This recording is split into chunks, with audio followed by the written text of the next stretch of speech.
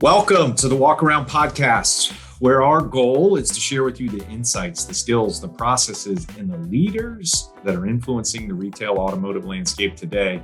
I'm one of your hosts, Nick Funsch, as always, joined by Danny Vendrell. What's up, Danny? How's it going, Nick? Good to see you. Great to see you. We have an influencer today, man. I'm super excited about it. Yeah, this is going to be fun. It's going to be great. Joining me, Jonathan Jordan, Manager of Sales Strategy at JM&A Group. Sales strategy, and Jonathan, I'll let you get into this, but I'm excited you're with us, encompasses JM&A's strategic retail initiatives to prepare their team and dealer partners for the evolving retail landscape. Jonathan manages the Virtual F&I and modern retail initiatives. He's been with JM&A since 2014 in a variety of different roles. Prior to JM&A Group, worked in retail automotive, all the way from salesperson to general sales manager. He was also an executive with the Boy Scouts and an Eagle Scout, which I think is really cool. Recently married, so we may have to share some tips and tricks there, Danny, around that. But happy to have Jonathan here to take a walk around. Welcome, Jonathan. Thank you, Nick. Excited you're with us. I guess get started. I know I kind of glazed over your retail experience there, but what kind of got you excited about retail automotive? How'd you end up in the business, and what led you to kind of being in JM&A today? For sure. So, it's funny. I think I talk to a lot of people and they say, I kind of landed in the car business, never planned to be in the car business, didn't want to be in the car business. I kind of have a little bit of a different story, and that is I grew up kind of in love with cars, but kind of more in love with kind of how they were bought, how they were sold, and really just kind of intrigued by the whole business. But obviously that wasn't a very popular thing with my parents to say I'm just going to go straight and work in the car business. But over a break from college, winter break after my third semester in college, I decided that I needed to get a job. I was going to be off school for 4 or 5 weeks. I needed something to do. I opened up the classified section of the newspaper and realized that car dealers actually paid training salary of a couple $100 a week for the first, 4 or 5 weeks for new salespeople. And I said, you know what? I'll go do that.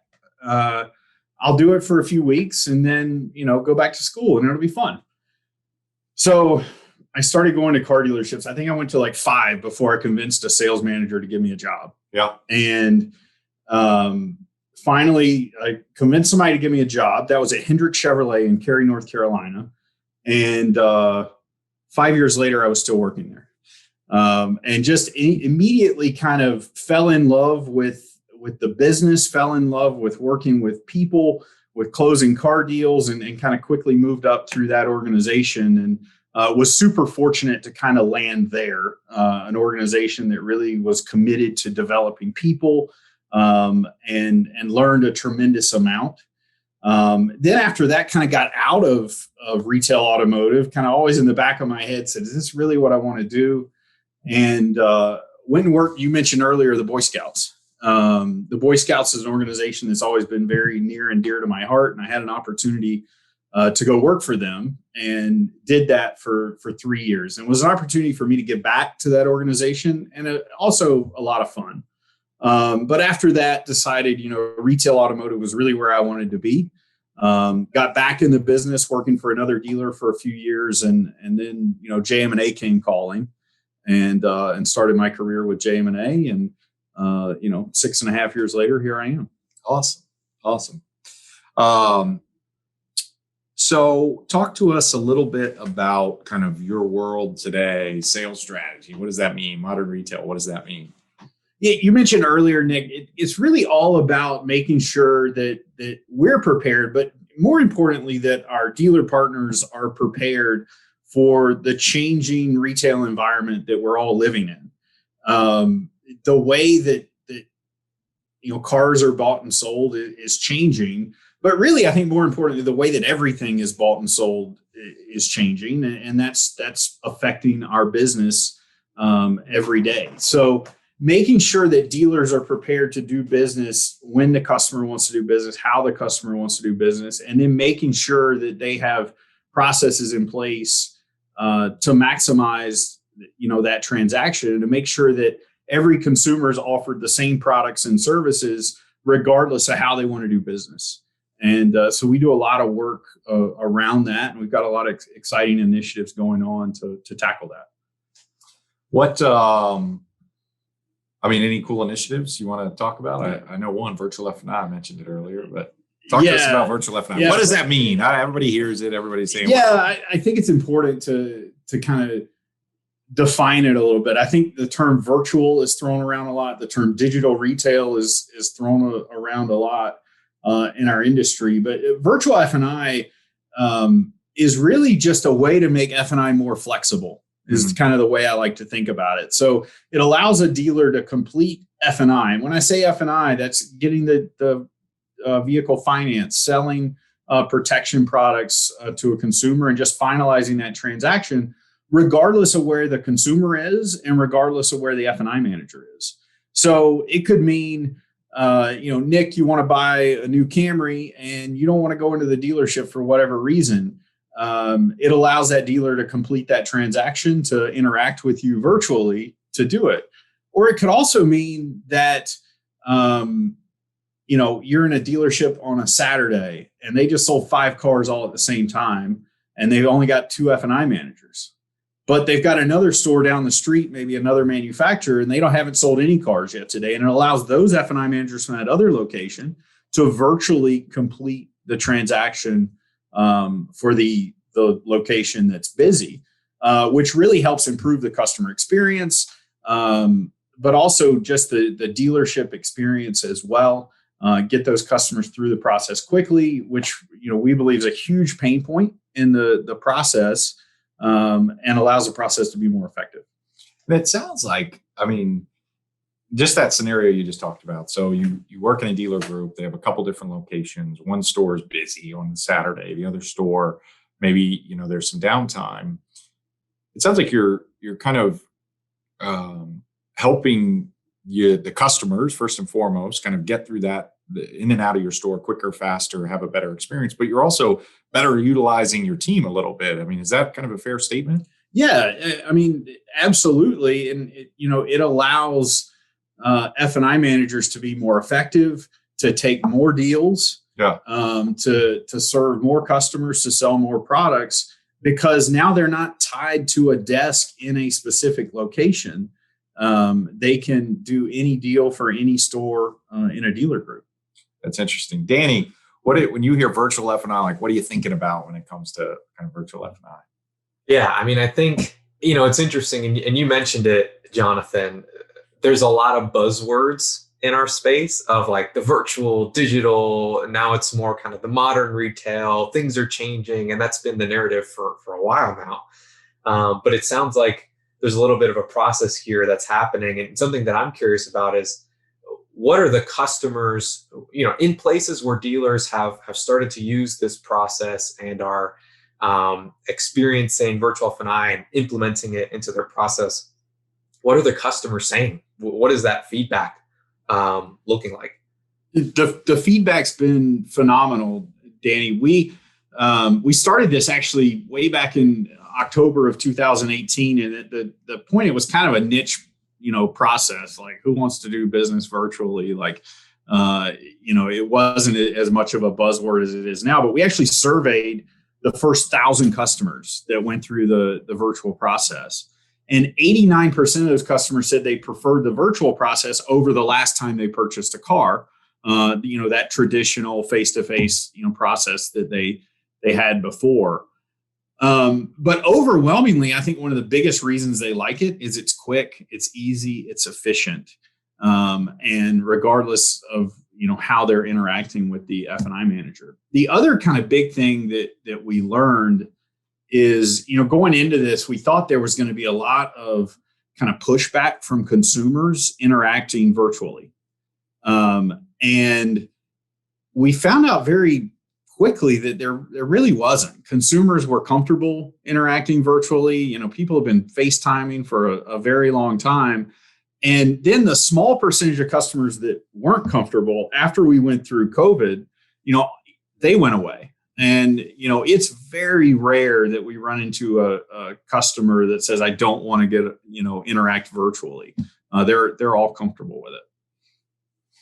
Yeah. I was just thinking about this as you were kind of talking about the consumer experience. I was just reflecting back on what you were just sharing. Historically, or it's been my experience when I was in dealerships, like F&I gets backed up. It's those kind of cash deals or kind of the deals that end up kind of moving towards the back of the line a little bit, or somebody says, hey, this is just a cash deal or it's an outside lien deal. Let me just run up. A sales manager may just say, let me just sneak in here while you're interviewing that customer, print up all the paperwork, and I can go do the delivery at the desk.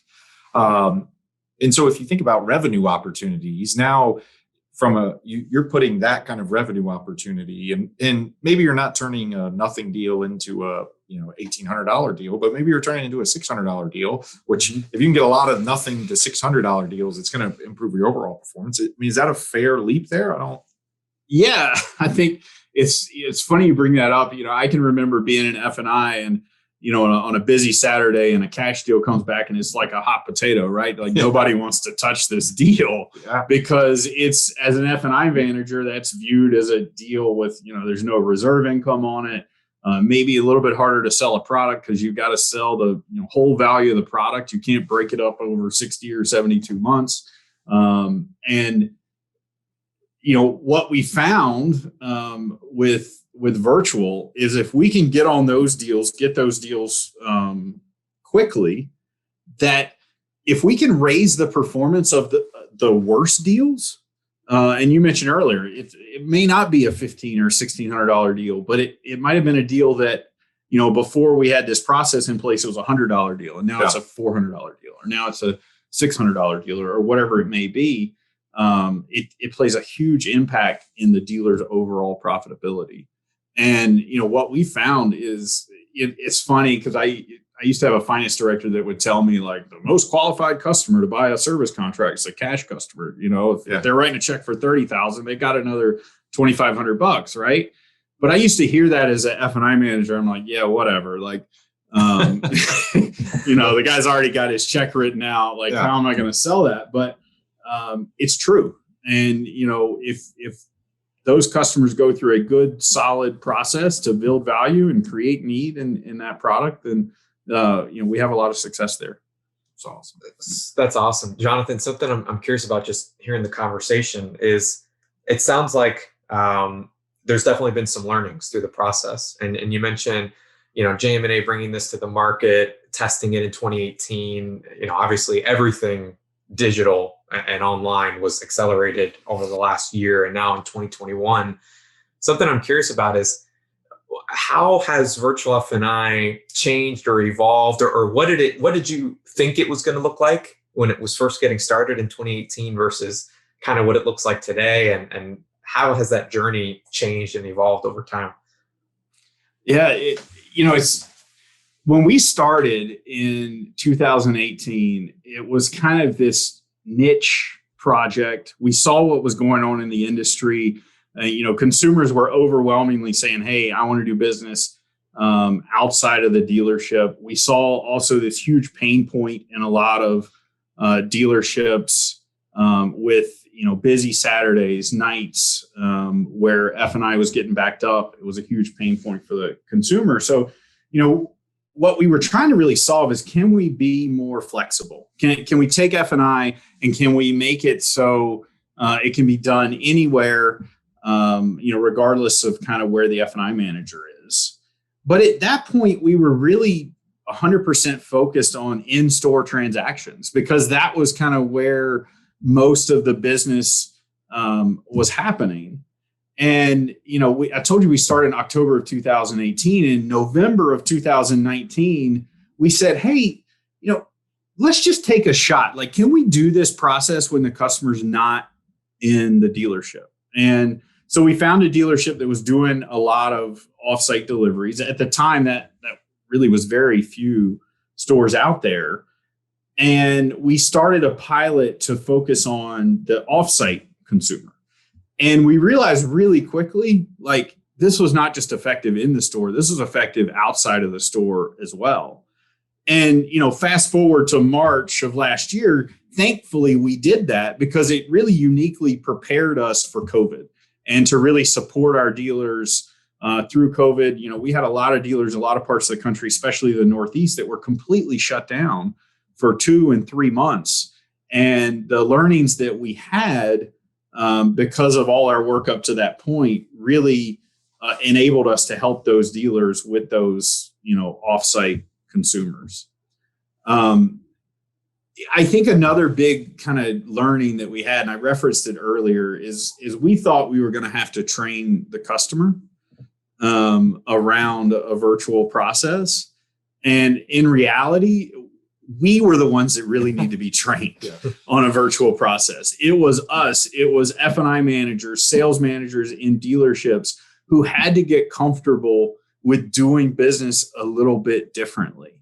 And, because we had this in-store process that had been so successful for so long, and we were really good at it. And to say all of a sudden, hey, we're going to start doing this differently was a huge leap. And not just a huge leap for dealers, a huge leap for us. And, I always try to look at silver linings. And, I think when you look at COVID, it was a huge kind of accelerant for virtual and a huge way for us to say, hey, we really got to get on board with this. And our dealers, the same thing. And it was kind of amazing to see the results as we went through that. Jonathan, pivoting a little bit from kind of virtual F&I, it certainly has its role within a transaction. The other thing I think COVID really accelerated was digital retailing as a whole. I know that you do some consulting work with dealers around digital retailing, everything from kind of process mapping to different vendor management, things of that, and a lot of research. I guess I'm curious as to kind of your thoughts and what are some basics around digital retailing, what to look for either in a process or in a tool when you think about your work with dealers.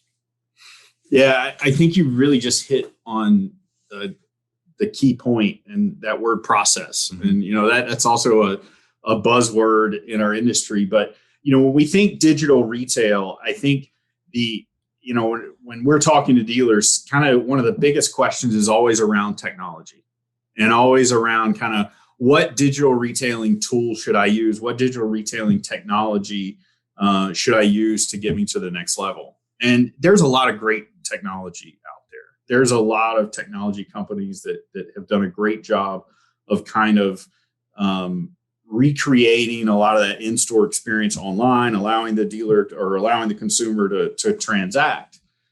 But I think the biggest thing, the more important thing, the more difficult thing for dealers is the process component. And just like we talked about with virtual F&I, I think it's the same thing with digital retail. Most dealers have a really successful in-store process that's really focused on let's get the customer in the store as soon as we can in the sales funnel, and then let's complete the deal there. And for digital retail to be successful, we've really got to think differently about the transaction. Yeah.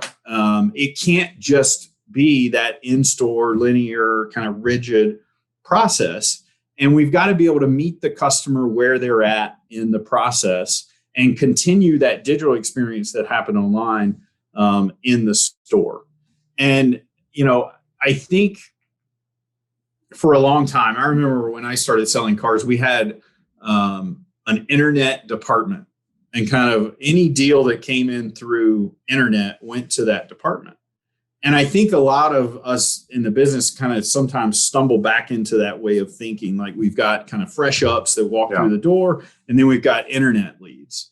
And in reality, like, find me a customer that didn't look at a car on the internet before they came into the showroom. Like leads. They're not out there. Yeah. And so we've got to acknowledge that every customer is doing some parts of the process before they come into the store, and allow them to kind of pick up where they left off and kind of follow that process throughout. And when you get into the details of that kind of a big pain point is pricing.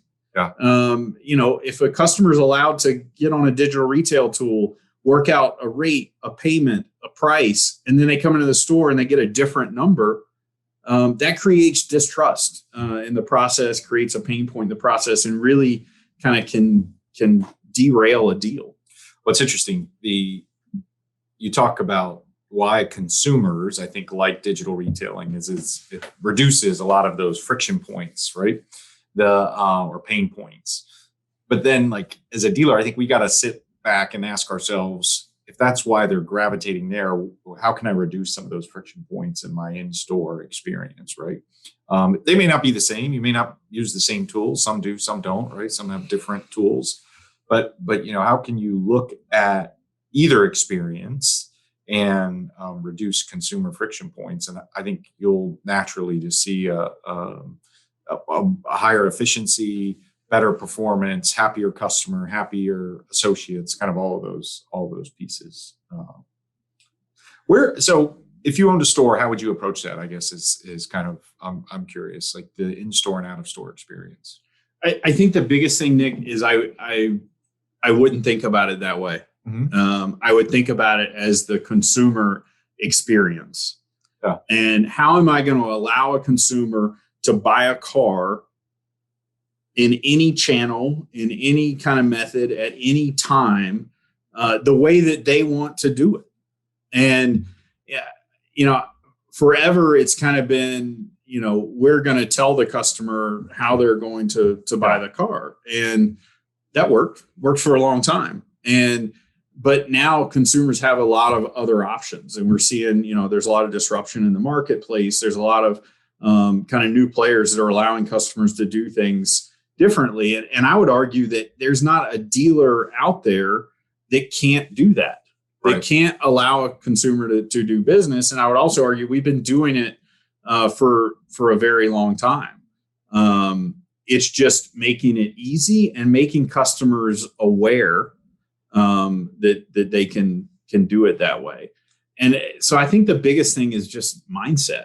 And, having the mindset from, the general manager of the store all the way down to a salesperson, that we're going to allow people to do business the way they want to do business. Yeah. And, I know that sounds simple, but I think it's harder to execute than it sounds with kind of our historic or our history around kind of the existing process. Yeah, I love that. And the mindset as, just a thought is so important. And we've talked about that, Nick, in the past with other guests on the pod. I mean, it's where it all comes back to. Something that I'm curious about, Jonathan, you mentioned, obviously technology is enabling this customer experience, as you said, to really happen and be fluid and flexible and on the customer's terms. And I liked where Nick's head was at. If you were a dealer, what questions would you be asking your technology provider, or if you're looking for a new provider? You mentioned the process and how important that is, and how that makes the technology really come to life. What questions would you be asking in kind of the evaluation process? Of the technology specifically? Yeah, for sure. Yeah, I would ask a lot of questions around how that technology is going to integrate into my existing website. And how do what do I need to change on my website to kind of embrace this new technology? And I think a big pain point is a dealer will take their existing website and will add a button to it. Something like buy it now or get best price or something like that, and not really change anything else about it. So, I would want to work with that technology provider a lot on let's not just insert a button onto the website. Let's make this kind of a full new experience for the consumer. The other questions I'd ask a lot about are, what is it? So we really focus on the online experience a lot when it comes to digital retail, because I think that's kind of what's new and cool and looks good. But I think we've got to realize that the majority of customers are still going to come into the store. So what does that transition look like from that online experience to the in-store experience? And how do we make that seamless? And what about your technology enables that to happen? And, can the consumer start at home and come to the store? Can they start in the store and then go home, pick up where they left off, and then come back to the store to complete the transaction? Because I think that's going to be really important as we move forward. And then really the third thing that I would want to talk about is kind of the transactional aspect of the technology. How does your technology enable us not only to complete kind of the sales and negotiation piece, but to actually complete the transaction from a financing point of view, from a DMV paperwork point of view? And can a customer go completely through the process, whether they're out of the store or in the store, without ever leaving that environment? I mean, really, it's if you know your process, I think what I'm hearing you say is like, hey, if you understand your process, the ins and outs, you have it kind of process mapped out, you can understand how that technology can overlay onto that process, identify any kind of gaps in the technology as you're kind of researching those providers, and understand, if it's solvable or not, whether kind of any of that. But man, this conversation has been great. Danny, besides our new coffee cups, which we got to give a shout out to the new coffee cups, what's the biggest takeaway maybe from our conversation with Jonathan today? Yeah, I mean, I think it sounds like the name of the game is flexibility and the mindset shift. And I think it's interesting, Nick, we've done a number of these podcasts and there's so many different topics that we've talked about, whether it be the digital retailing or marketing and advertising or being a better leader or growing your team, whatever that is. It's like, it all kind of comes back to where's your head at and what are your goals ultimately and what do you want to see for your business, and then aligning the technology and aligning that process to what that vision is. So I think it's interesting to hear it come back to that again with even something that's relatively new in virtual F&I, and then as we look at modern retailing and how that continues to evolve. So what about you, Nick? Yeah, I think Jonathan, you said the word flexibility earlier, and I don't know, it just resonated with me because I think historically a lot of retail's sales kind of process was very rigid. And when you think about flexibility and kind of doing that transaction, I believe that the industry is shifting a little bit to understand that the more flexible we are, I think the more opportunities we have to create probably a more consistent return on our investment, a more consistent customer experience. I think you're always going to get those high highs and low lows in any process, right? Just kind of depends. But if you want to kind of level out some of those high highs and low lows, I think it revolves around being flexible in that process and more consistent. So that's kind of what I took out of today's conversation. Jonathan, this has been great. I've enjoyed it. I know you do some work with dealers. If dealers want to, connect with you, is LinkedIn the best place for it? Yeah, I'd say that's the best place. Okay, so we'll make sure to link to your LinkedIn in this episode, and then I would tell our listeners out there, if there's other topics or things that are interesting. Jonathan and I are enjoying a beverage out of our cool new coffee cups.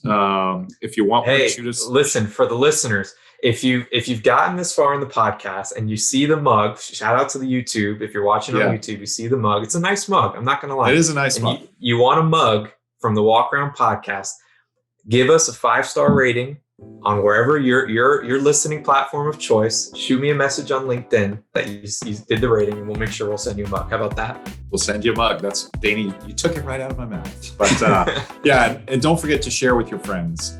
If you found something you enjoyed, share it, and then send us other topics you're interested. So, Jonathan, thank you. Thank you, guys. Danny, always a pleasure. And until the next episode, cheers.